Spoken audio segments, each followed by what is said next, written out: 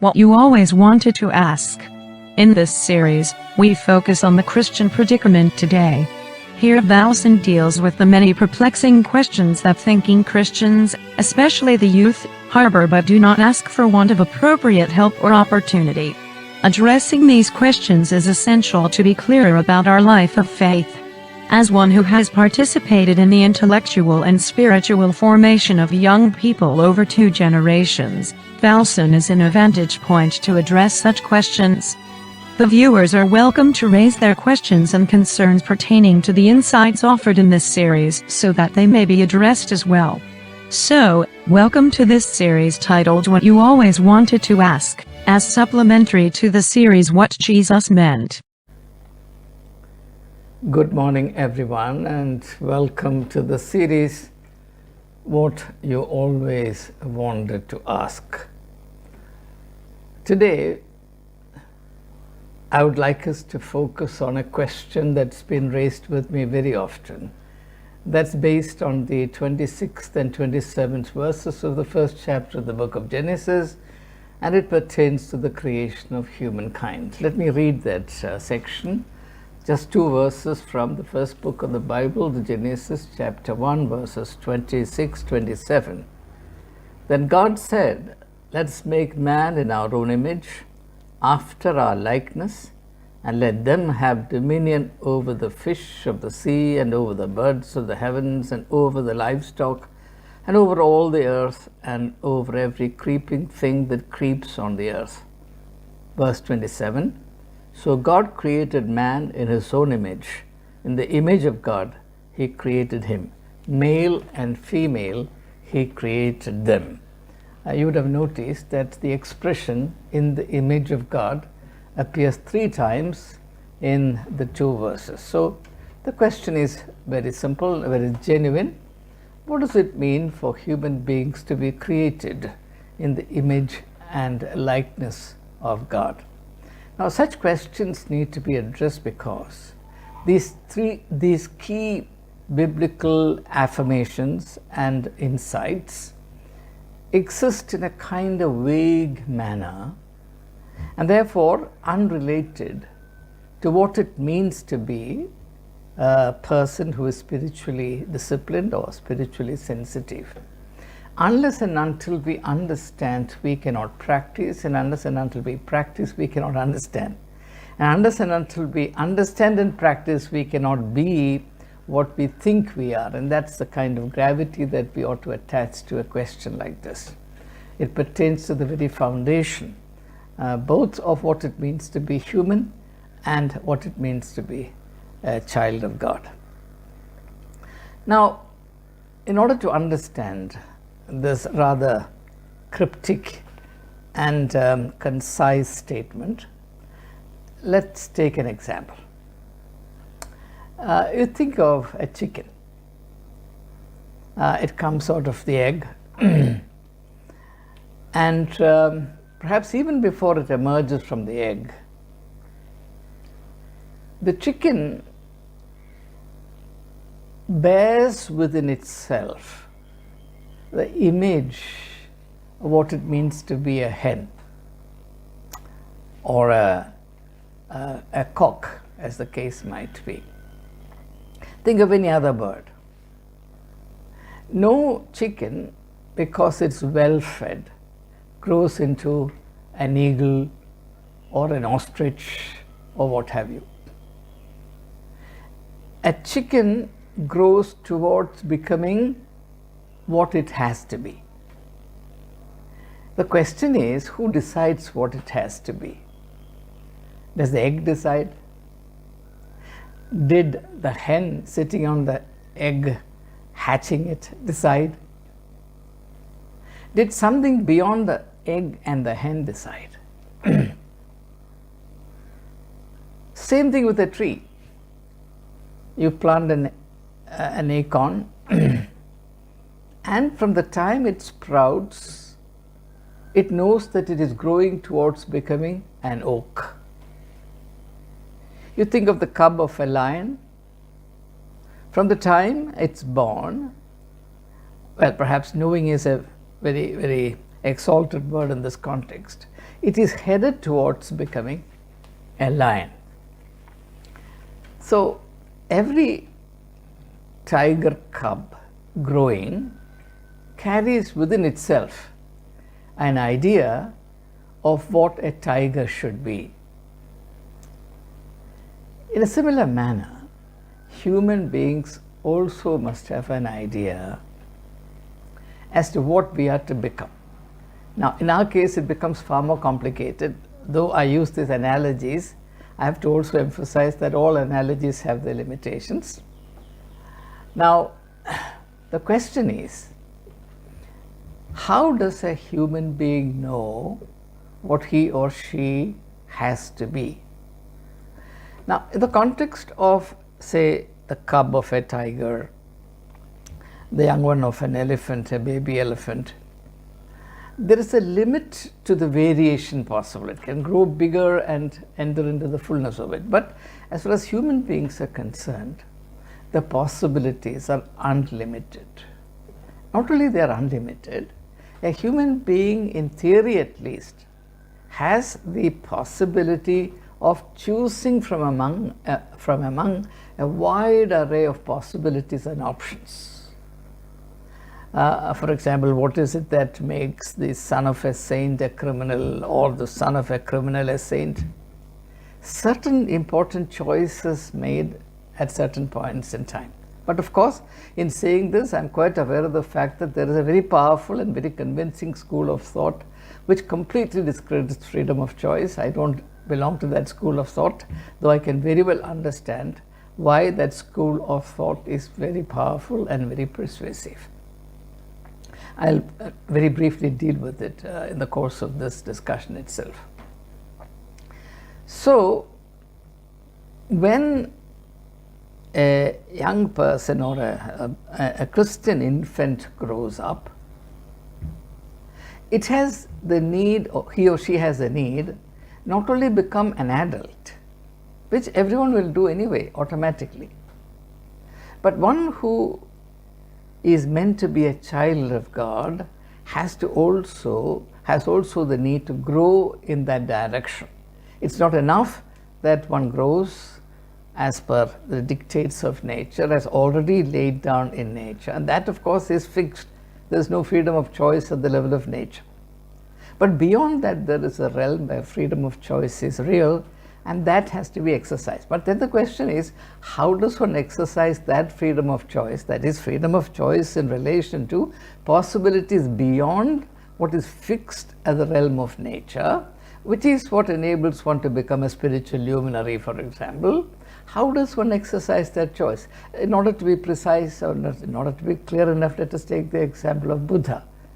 Prince Gautama grew up in a very affluent palace. In fact, the story goes that his father had created 3 pleasurable palaces for him. Now, what was it that made him take a completely different trajectory and become the spiritual king of the world, as it were? So that's precisely what I have in mind. Now, in the case of Prince Siddhartha growing into Gautama the Buddha, there doesn't seem to have been a particular guru or a guiding light or particularly conducive atmosphere in which he took those very, very vital, decisive steps and made those fatal destiny deciding choices in his life. He just took the decision to leave the palace and to seek the spiritual destiny of humankind. Nobody seems to have aided and abetted him in that process. Nobody seems to have instructed and guided him or nurtured him spiritually.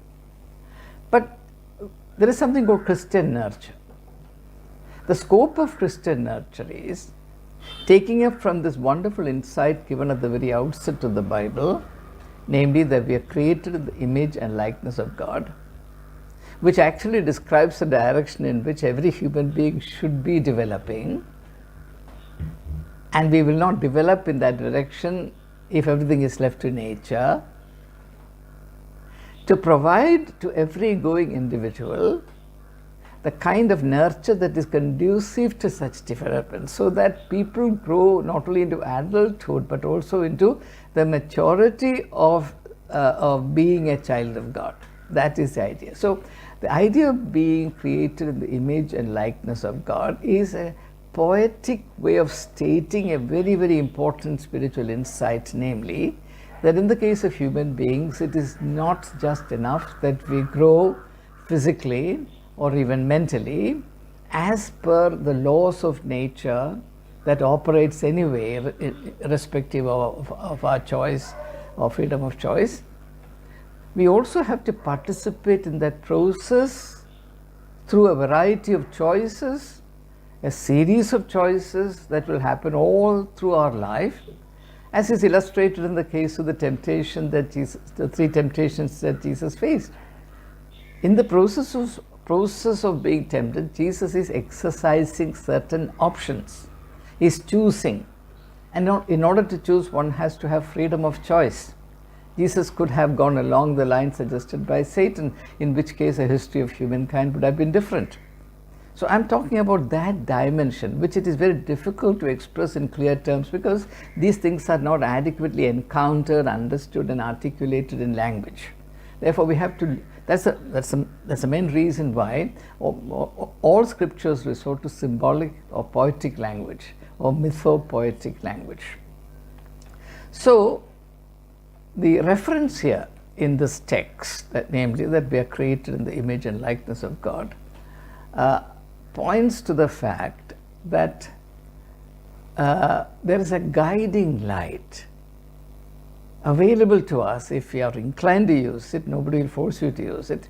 A guiding light is available to us in regard to how we should develop ourselves.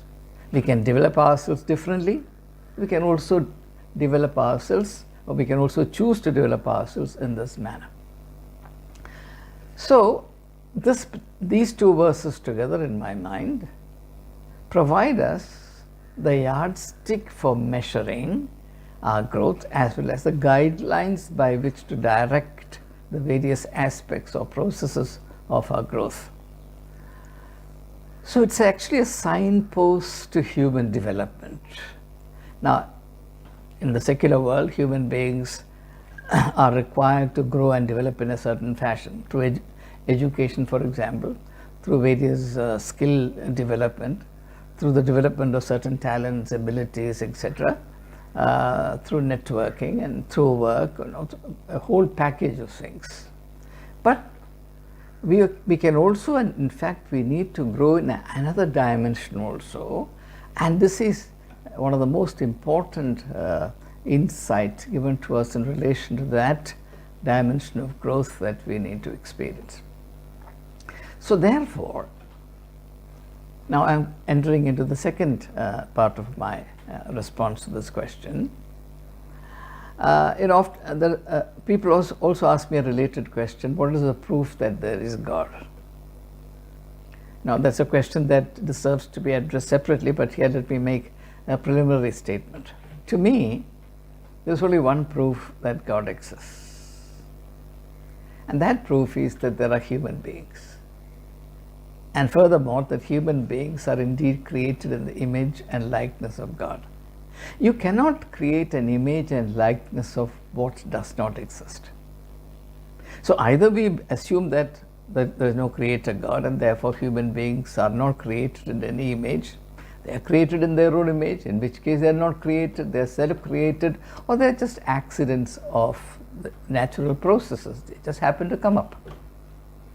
It is a matter of sheer accident that it's a critical moment in the evolution of the world. Something like human beings suddenly sprouted from the womb of possibilities, etc. I find it hard to endorse that kind of worldview. So, when I read this passage, it reminds me of my duty to be the kind of person who, by being human, bears witness to the reality of God. There's no other way the existence of God can be proved. So each human being is meant to be a living reminder of the fact that there is a creator God. But to serve in that capacity, one has to develop oneself in a particular fashion. And what is that fashion? And that fashion is manifested or incarnated in the person of Jesus.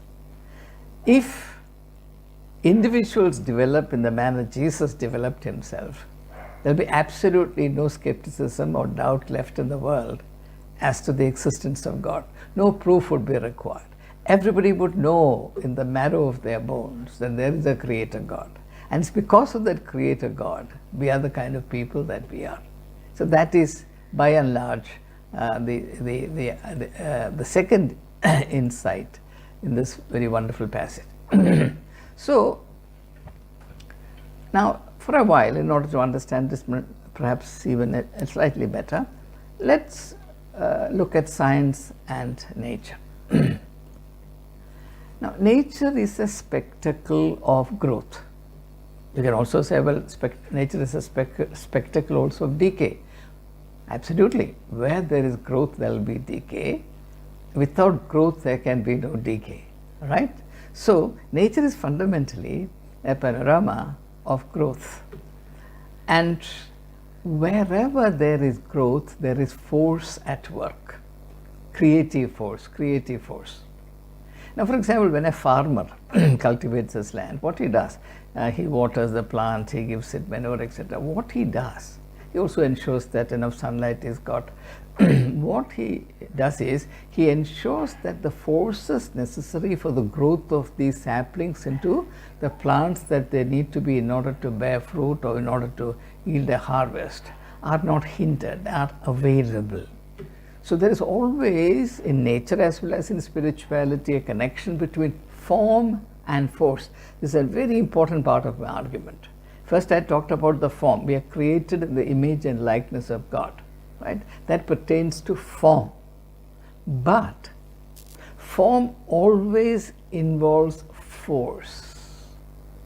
So therefore, in order for us to develop into the possibilities comprehended in this expression of being created in the image and likeness of God, we need appropriate force, appropriate nourishment, appropriate empowerment, force. I'm using a neutral word, I'm using a scientific word, I'm using a secular word, force. Now, if I were to use the religious language, I would have said the power of the Holy Spirit. Now, you can very immediately see that the power of the Holy Spirit is the counterpart of force in nature. What is the function of force in nature? The function of force in nature is that it enables a particular form of life to proceed gradually towards attaining the fullness of what the form implies. The form implies certain potencies and possibilities.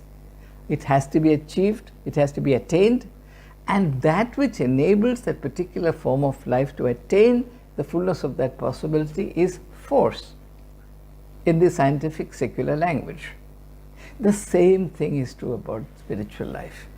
We are created in the image and likeness of God, and we need force, we need energy, we need empowerment in order to attain that stature, and the force or power or resource or fruit or whatever metaphor you like to call that enables us to attain that is this power of the Spirit.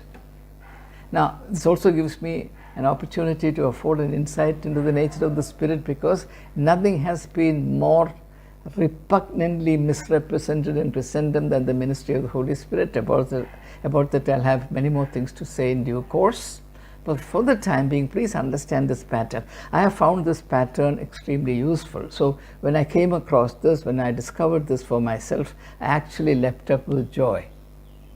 See, just as there is force in nature enabling various forms of life to attain to their full possibilities in the physical, natural sense, so also in the spiritual domain, particularly with reference to human beings, there is a spiritual force which enables the human form created in the image and likeness of God to attain the fullness of the stature, spiritual stature possible for us, which is manifested in Jesus Christ.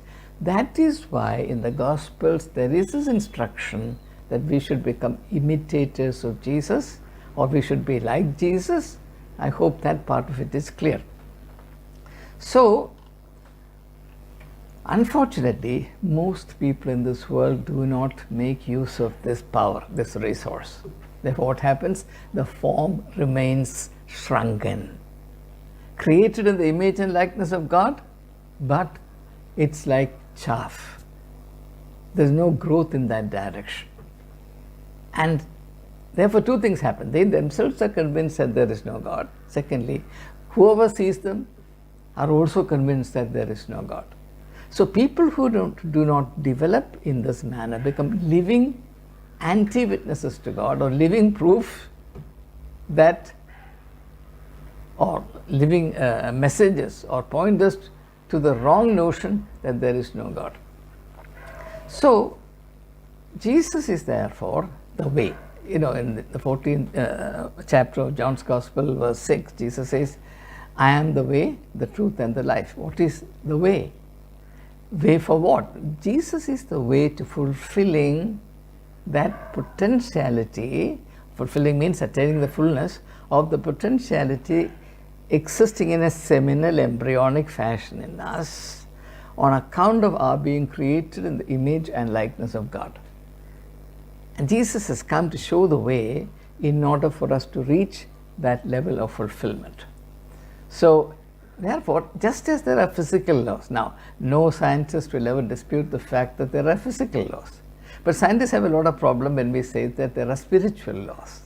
Now, spiritual laws are different from physical laws, and I have written about this in my very first book on HIV/AIDS. I want to repeat what I have already written.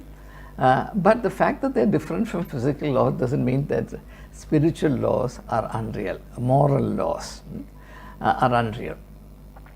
So, now let me close by offering you an aside, because I've already taken a bit too much more time than I thought I would. Now, I said that growth is the common denominator between nature and the world of the spirit. But in nature, if you look at it, there's an interesting phenomenon, and that is, usually we say that the living forms grow. When I was a science student in the lower classes, I think standard 6 or 7, I was taught that one feature of all living things is that they grow. At that time, it didn't occur to me to ask my class teacher, but teacher, there are also non-living things that grow. One example is the formation of crystal, the growth of a crystal, right? Now let me ask you, what is it that decides that this particular crystal shall form or shall grow in this particular manner? Water crystal in this manner, salt crystal in this manner, so on and so forth. Surely the crystal itself has no consciousness, no willpower, no ability to decide.